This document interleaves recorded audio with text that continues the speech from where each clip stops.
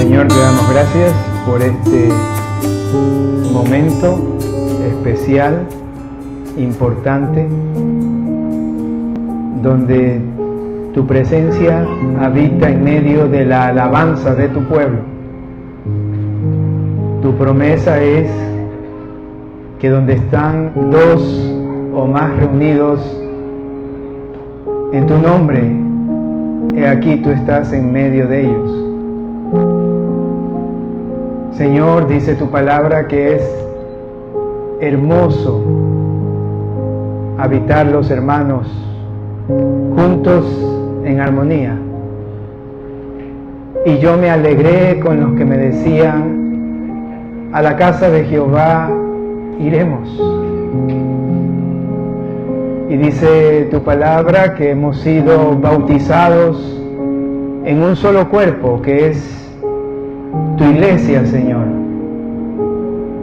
Hemos sido hechos parte de un pueblo que fue sacado de las tinieblas a tu luz admirable, luz que resplandece en medio de la oscuridad de este mundo. Señor, nos duele el corazón al ver nuestro país. Cientos, miles de niños utilizados por gente malvada, gente sin corazón, y si lo tienen, un corazón duro, de piedra, que utiliza a lo más preciado que puede tener un pueblo, que son sus niños. Bendito Dios, tu palabra dice que el malo no prospera, que el malo es terminado, que es como la niebla, como la hierba que se termina. Y tu palabra nos dice que nada prevalecerá contra tu iglesia. Y tu palabra me recuerda que tenemos entrada amplia ante el trono de la gracia por nuestro sacerdote intercesor Jesucristo. Y recuerdo que tu Espíritu Santo gime con palabras inentendibles, gime delante de tu trono con nuestros anhelos delante tuyo, que están de acuerdo a tu voluntad. Señor amado, te pedimos que el malo no prospere. Te pedimos que tengas misericordia de este pueblo. Te pedimos juntos, Señor, que guardes a estas familias que sufren, no muy lejos nuestros, Señor, nuestros cinturones marginales. Ahí, Señor, hay madres que ven como sus hijos se están yendo, se pierden. Bendito Dios, que tu evangelio llegue a transformar corazones, sí, de esta gente mala. Te pido, Señor, que tu Espíritu Santo los convenza de justicia, pecado y de juicio. Señor, que entiendan que hay un día final, hay un juicio en donde tú vienes a establecer tu reino. Bendito Señor, y hasta tanto que tu iglesia levante la voz, una voz clara, firme, profética, diciendo lo que está mal, lo que no te agrada y lo que nos hace daño. Te ruego, Señor, que en el corazón de nuestros políticos, nuestro presidente, sus ministros y colaboradores, haya, Señor, un espacio para el arrepentimiento. Señor, si ellos tienen temor de ti, esta nación puede regresar al orden y la paz. Te ruego por el presidente, Señor, que él se incline delante tuyo, sin apariencias, sin poses, sin política, solo un alma de alguien que dirige una nación, que se incline delante tuyo y te pida por tu sabiduría y tu dirección, tu fortaleza, tu presencia. Guárdalo, Señor, porque lo has puesto ahí como eminencia, como alguien que puede hacer tu voluntad para bien de nuestro pueblo. Gracias, Señor, por lo que vamos a compartir, a estudiar, a leer, a meditar, a auscultar con profundidad tu palabra, Señor. Háblanos y que quede en nuestro corazón tu voluntad, buena, agradable y perfecta. Pongo en tus manos la vida de nuestras familias, nuestros hijos, nuestras hijas. Guárdalo, Señor, de todo mal. Porque todo esto lo pedimos y lo oramos en el nombre que es sobre todo nombre, el de nuestro amado Señor Jesús. Amén.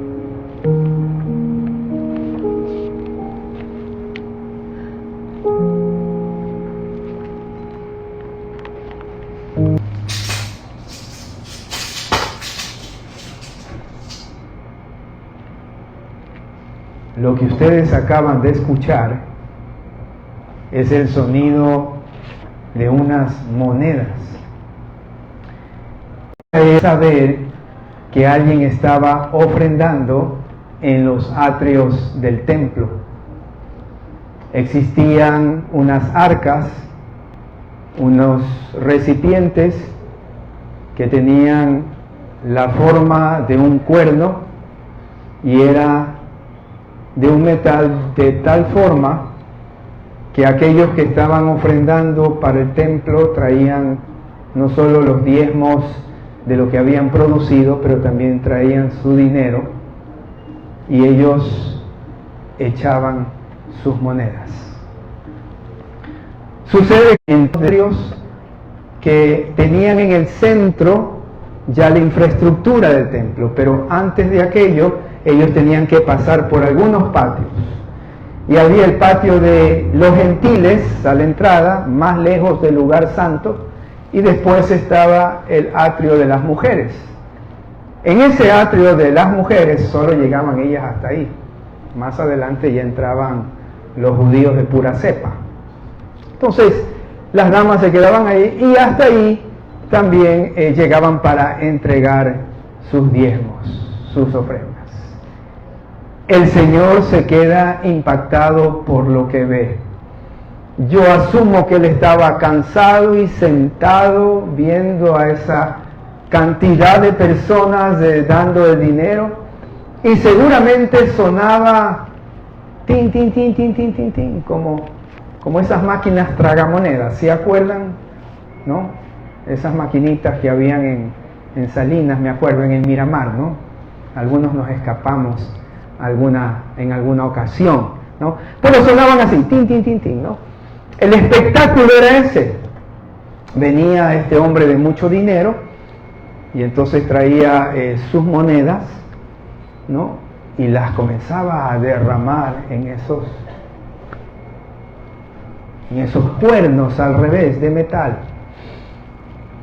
Sí, sonaban.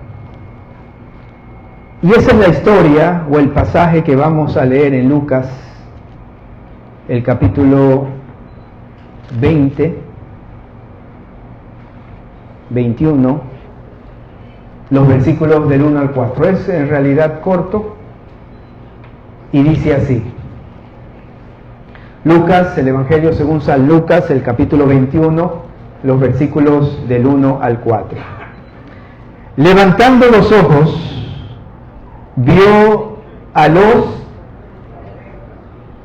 ricos, tenían mucha plata, eran reconocidos, eran famosos, se sabía que tenían muchos recursos.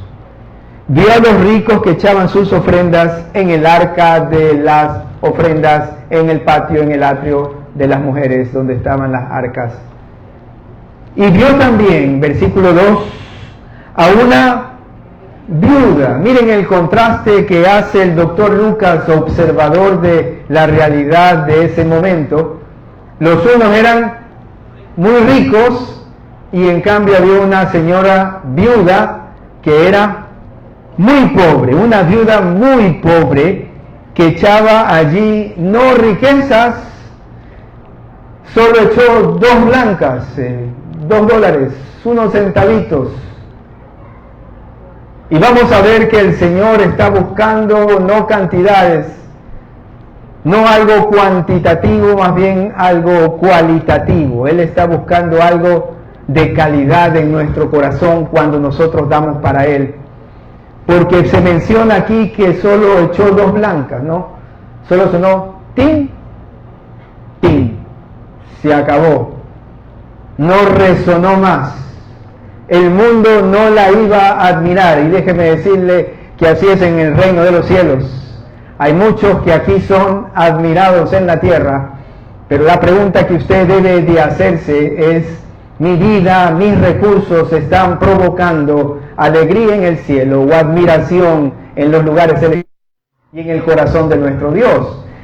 Versículo 3, el Señor interviene y dice: en verdad os digo que esta viuda pobre echó más que todos los otros ricos, porque todos aquellos echaron para las ofrendas de ¿quién? De Dios. Nuestro Señor Jesucristo pone ahí una afirmación importante: estas ofrendas son de Dios, de lo que les sobra, mas esta de su pobreza echó todo el sustento que tenía. Esta viuda estaba dando para la obra del Señor. Ellos debían tener lo necesario para los sacrificios, para la operación del templo, para el sustento de los levitas, los sacerdotes, y entonces ese dinero iba a ser utilizado para el reino de los cielos.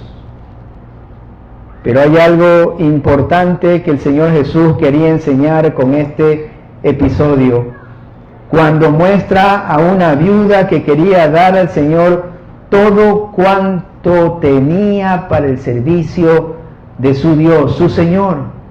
No lo hizo de mala gana. ¿Sabe cuándo nosotros damos de mala gana? Cuando pensamos que las cosas son nuestras.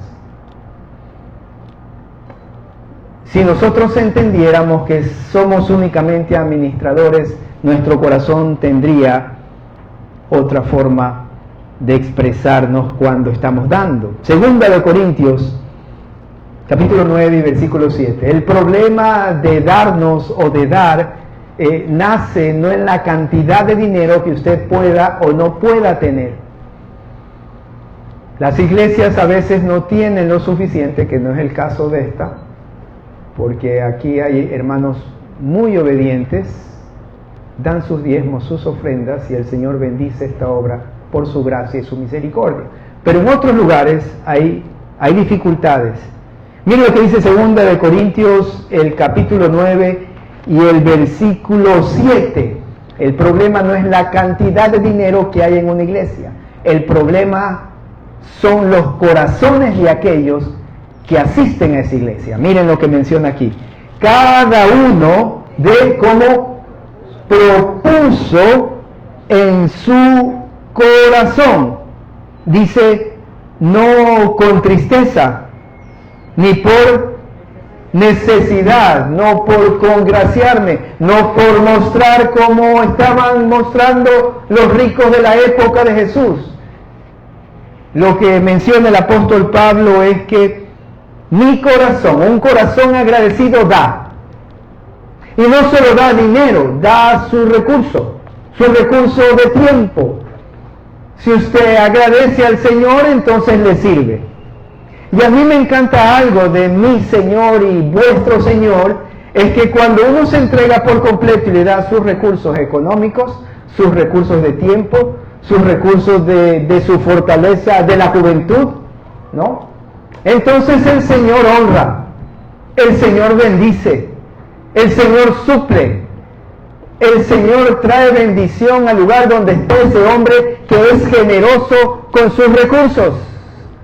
Muchas de las iglesias en nuestro país y en otros lugares del mundo han sido desarrolladas, edificadas y han tenido trascendencia en el tiempo gracias a estos hombres y mujeres que entendieron esta verdad.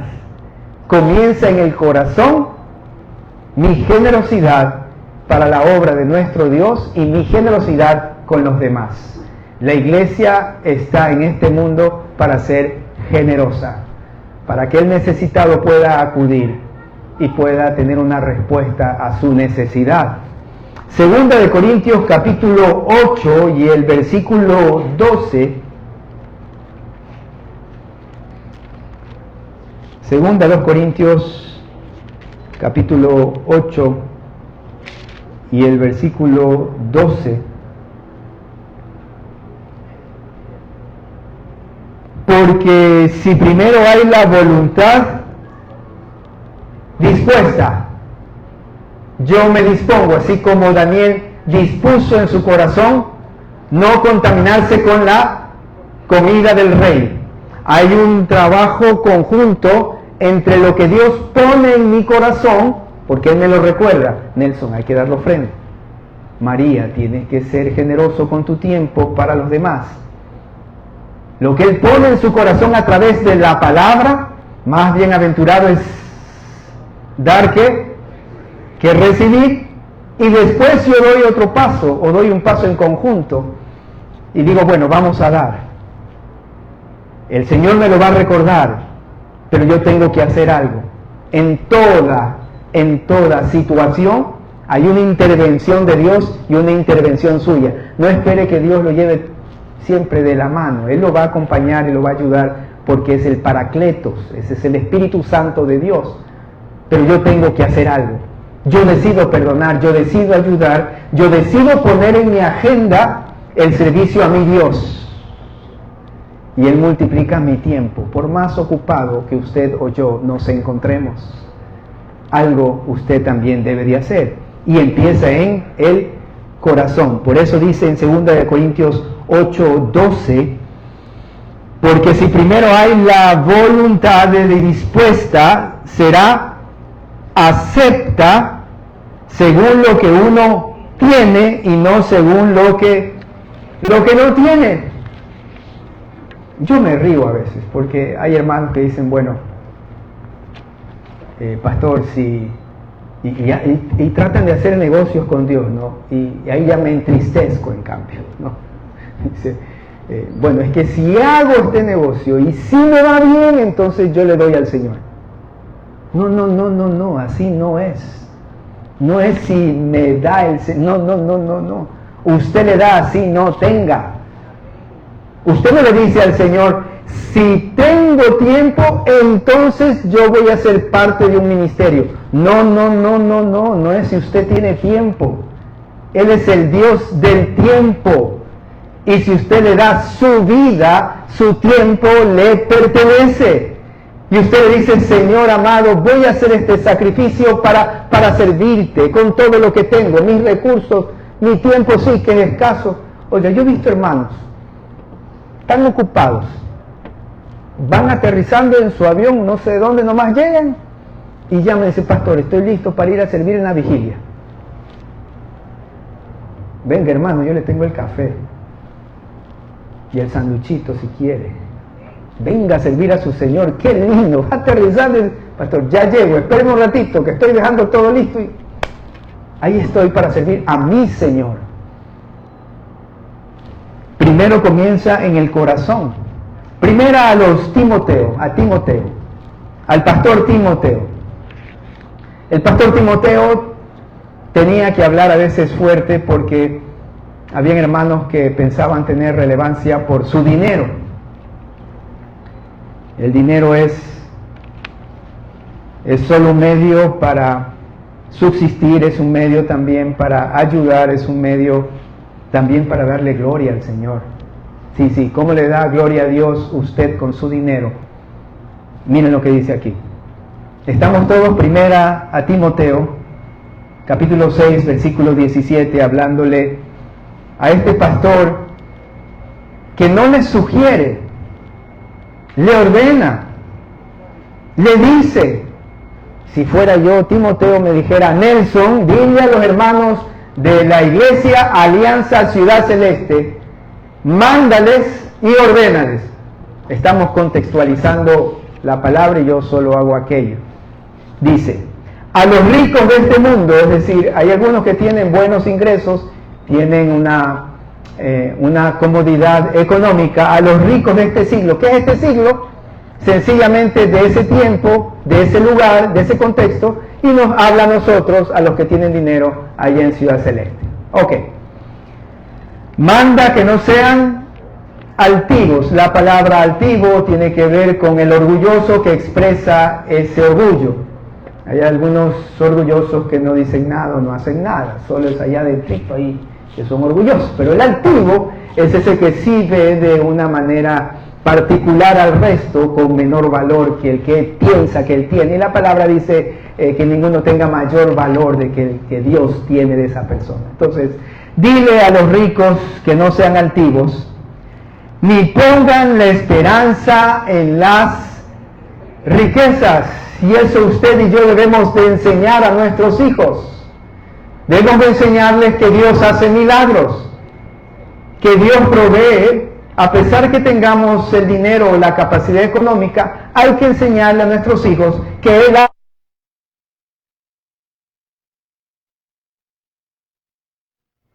Y hay que decirle a nuestros hijos que el dinero no es todo en esta vida. Tristemente, a veces veo que solo los enseñamos a nuestros hijos a trabajar, pero no a amar a Dios.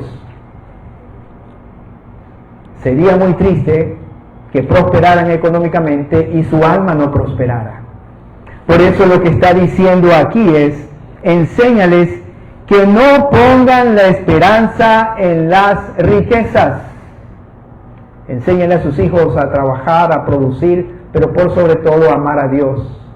Respete usted al Señor, sírvalo al Señor desinteresadamente y sacrificialmente, y usted está haciendo lo que debe de hacer para las próximas generaciones de aquellos que guiarán estas iglesias. No pongan la esperanza en las riquezas, las cuales son inciertas. Acuérdense lo que decía el Señor Jesucristo, aquel hombre necio que vio que estaba produciendo mucho y entonces iba a hacer lagares donde guardar la producción de trigo, ¿no? Era el grano que le iban a guardar, o el lugar donde el granero donde iban a tener toda su producción, y entonces el Señor dice, necio, no sabes que este día, esta noche, este momento, o más tarde van a pedir tu alma o vienen por ti. El cristiano vive de una manera diferente. El dinero es importante, hay que cuidarlo y hay que administrarlo, y hay que invertirlo en el reino de los cielos. Hay que traer las ofrendas a la iglesia, hay que dar al necesitado. Estaba en una serie de conferencias en estos días, y cuánta necesidad tienen hermanos de los cinturones marginales de nuestra ciudad. Oiga, y algo que me gustó mucho de esas iglesias, bien preparaditos, qué lindos, todos van a la academia bíblica, todos van a prepararse en diferentes opciones de capacitación bíblica, qué lindos. Una botellita de agua es lo que hemos recibido físicamente. Oiga, pero espiritualmente recibí una bendición preciosa al ver esas iglesias que se movilizan en redes, aquí en Guayaquil, ahí en el noreste, ahí en Bastión Popular. Hay hartísimas iglesias que aman al Señor, y yo creo que por eso el Señor está conteniendo, gracias a la luz que ellos emiten, la luz de Cristo, está conteniendo la maldad. Podría ser peor, pero nosotros, si tenemos recursos, debemos de apoyar la obra del Señor, porque estas riquezas son inciertas. Y dice aquí que pongamos la esperanza en el Dios vivo, que nos da a todos las cosas en abundancia para que las disfrutemos. Está bien que disfrute, está bien que coma, está bien que se vaya de viaje, está bien todo eso, es bueno, dice el Eclesiastés, ¿no? Gózate de todo eso que has trabajado, y gózate también, dice, con la mujer de tu juventud, pero también es importantísimo que colaboremos, que entreguemos de lo que tenemos. Pero quiero leerles otros versículos que son importantes en relación a la actitud de la viuda que se entregó por completo. Era una mujer que confiaba en el Señor. Mire, uno puede dar cuando confía en el Señor. Si no confía, no da. Porque uno sabe que está dando sacrificialmente y sabe que el Señor va a proveer mañana. Y uno es responsable con sus presupuestos. ¿Hacemos presupuestos? Sí. Presupuestos mensuales, semanales, presupuestos anuales. Ya está en su presupuesto para ayudar a su iglesia, a su hermano, a su amigo. Revisemos nuestros presupuestos. Esta mujer confiaba en el Señor, dio todo lo que tenía porque confiaba. Si yo no confío, no doy. Es que tengo que trabajar más, pues pastor. Tengo que hacer más horas extras. Pastor, es que me debo a mi empresa y entonces estoy metido. ¿Y saben lo que el Señor hace cuando usted sacrificialmente le entrega de sus recursos, de su dinero, de su tiempo, de su esfuerzo? ¿Sabe lo que Él hace? Él es el mejor jefe que yo he tenido. Él le da más tiempo, más recursos. ¿Por qué? Porque usted está haciendo de bendición para su reino. Y como todo buen rey y jefe y señor, Él sabe dónde invertir. Mi hija, ella ayuda en las iglesias con su contingente. Con sus habilidades y talentos, sacrificialmente.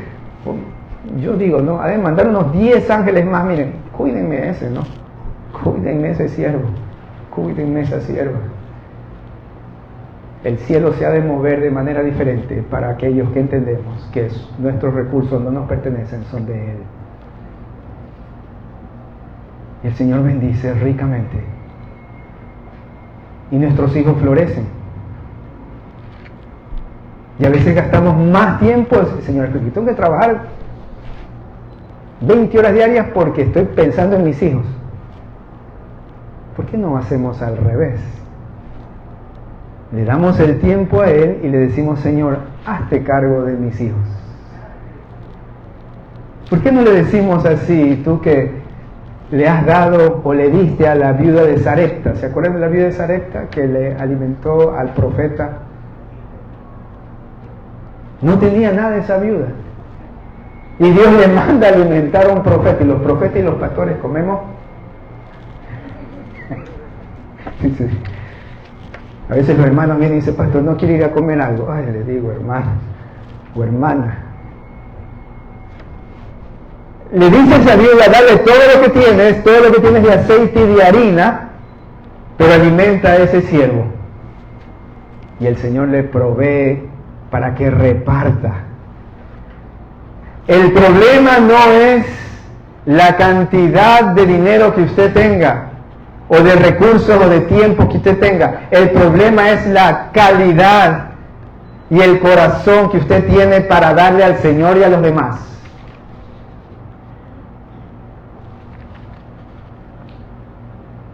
Es una cuestión de mayordomía, de administración de algo que no es mío. Y algo importante que hay que saber es que Dios conoce mi corazón. Cuando yo lo doy con alegría, cuando lo doy sin regañadientes, cuando lo doy sin discutir, el Señor lo sabe. Vamos a ver un texto que nos habla al respecto. Está en el libro de los Hechos, el capítulo 5. Hechos, el capítulo 5. Porque la actitud al dar es fundamental para nuestro Dios y para nosotros y para ser de bendición. Leamos este texto muy conocido por ustedes y por mí. Pero cierto hombre llamado Ananías, con Zafira su mujer, vendió una heredad, una herencia, un pedazo de tierra en San Borondón, ¿no? Tenían ahí su lotecito de 1000 metros cuadrados y entonces ellos lo venden. ¿Por qué estaban vendiendo las cosas? ¿Usted sabe por qué vendían? Porque había necesidad en las iglesias, tal cual existe el día de hoy. Era una comunidad grande y no muchos tenían trabajo porque eran perseguidos, no todos tenían negocios, era una sociedad oprimida bajo el yugo romano, entonces había necesidad y la iglesia repartía entre aquellos necesitados. Versículo 2. Este hombre Ananías sustrajo del precio, sabiéndolo también su mujer, y trayendo solo una parte, la puso a los pies de los apóstoles. ¿Qué habían hecho ellos? La propiedad que estaban vendiendo para ayudar, para entregar como ofrenda a todos los necesitados de la iglesia, dijeron que costaba 100, ¿no? Y la vendieron en 200. Pero ellos pensaban que a Dios se lo puede engañar, ¿no? Eso es algo absurdo, como dice mi última hija, ¿no? Eso es absurdo, papá. Sí, absurdo pensar que puedes engañar a Dios. Entonces, la venden en 200 y le traen a la iglesia, o le traen a los apóstoles y le dicen, ya la vendí, aquí está lo que he ganado. Entonces, versículo 3. Y dijo Pedro, Ananías, ¿por qué llenó Satanás tu corazón? Y hemos dicho que el dar tiene que ver no con la cantidad o el tener o no tener plata y recursos, sino que es un tema del corazón. Y en este caso, lo corrobora la palabra, Satanás, el mundo, lo engañó o le habló o lo motivó a Ananías para querer mentir. ¿Por qué llenó Satanás tu corazón? Para que mintieses al Espíritu Santo y sustrajeses del precio de la heredad. Miren, hermanos, es mejor ser honesto con Dios, decirle, Señor, la verdad es esta. La verdad es que o no tengo, o administré mal mi dinero, o la verdad tristemente no quiero dar. Pero lo que al Señor no le gusta y no le agrada y no quiere, es que nosotros pretendamos engañarle al Señor. Y podemos externamente decir algo o expresar algo, pero internamente nuestro corazón está engañando a Dios. Y eso no le gusta. Al Señor no le gustan las incoherencias, no le gusta algo externo. Nelson ha venido bien vestidito el día de hoy, pero mi corazón en cambio tiene dolor, resentimiento, molestia, ira. No le gusta. A él le gusta que haya una concordancia entre lo que hay en mi vida adentro y lo que hay en el exterior. Y miren lo que dice el versículo 5, o en el 4 al terminar, no has mentido a los hombres sino a Dios, y a Dios no lo engañamos. 5. Al oír a Ananías estas palabras, cayó y... ¿qué le pasó a Ananías? Se murió. ¿Por qué? ¿Porque no daba? ¿Por qué se murió? Por querer engañar a Dios. Es mejor ser honesto y decirle, Señor, a mí me falta fuerza de carácter para dar. Soy un desordenado en mis finanzas y en mi tiempo. Señor, ayúdame a ser ordenado en mi tiempo para servirte con todo mi corazón. Pero no le diga al Señor, no tengo tiempo. No le diga al Señor, no tengo recursos. No le diga eso porque no es verdad. Sí tenemos tiempo y tenemos recursos. Así sea uno, tenemos uno y podemos dar 0.1 de ese uno. Pero miren lo que puede acarrear esto. Y dice, al oír a Ananías cayó y expiró, y vino un gran temor sobre todos los que lo oyeron, y levantándose los jóvenes lo envolvieron y sacándolo lo sepultaron. Pasado un lapso como de 3 horas, sucedió que entró su mujer, no sabiendo lo que había acontecido. Entonces Pedro le dijo, dime, ¿vendisteis en tanto en la heredad? ¿Cierto que la vendiste en 100? Oye, y Pedro sabía pues, que la habían vendido en 200, pues sí, las noticias vuelan, pues no. Y el Señor lo apoyaba a Pedro. Entonces miren lo que dice acá. Llega la mujer y Pedro, ¿no? Muy perspicazmente, muy inteligentemente, ¿no? Oye, ¿cierto que la vendiste en 100? ¿No? ¿Cierto que no tienes tiempo? ¿Cierto que estás bastante ocupado? Así dice, mire. Y ella dijo, sí, la verdad es que no tengo tiempo, estoy bastante ocupado y he estado enfermo estas últimas 3 semanas, pastor. Por eso es que yo no voy a la iglesia. Mentira, estaban yéndose al partido de Barcelona. Porque eso más después aparecen en las fotos de... Entonces, miren, y le dice, sí, en tanto, y Pedro le dijo, ¿por qué convinisteis en tentar al Espíritu de Dios? He aquí a la puerta a los pies de los que han sepultado a tu marido y te sacarán a ti. Al instante ella cayó a los pies de él y expiró, y cuando entraron los jóvenes la hallaron muerta y la sacaron y la sepultaron junto a su marido. Y vino un gran temor sobre la iglesia y sobre todos los que oyeron estas cosas. Hermanos, a veces estamos tan aquejados por la situación económica, el alto costo de la vida, y decimos entonces no puedo. Hay mucha ocupación, Señor, hay mucho trabajo, pero déjeme decirle que si usted le da de sus recursos al Señor, el Señor no es que nos devuelve, el Señor nos bendice y nos multiplica, porque Él quiere que aquellos que le son fieles sigan siendo de bendición. Es una cuestión de administración cuando yo entiendo que esto le pertenece a mi Dios. La pregunta es, ¿dónde está mi tesoro? Mateo capítulo 6 y el versículo 21. ¿Dónde está mi tesoro? ¿Dónde está lo que yo más valoro? ¿Dónde está lo que para mí es más importante? ¿Qué es más importante para usted? ¿La vida aquí o la vida en eternidad? ¿Qué es más importante para usted? ¿El reconocer que usted es salvo o el afanarse con lo que está viviendo el día de hoy? ¿Qué es más importante?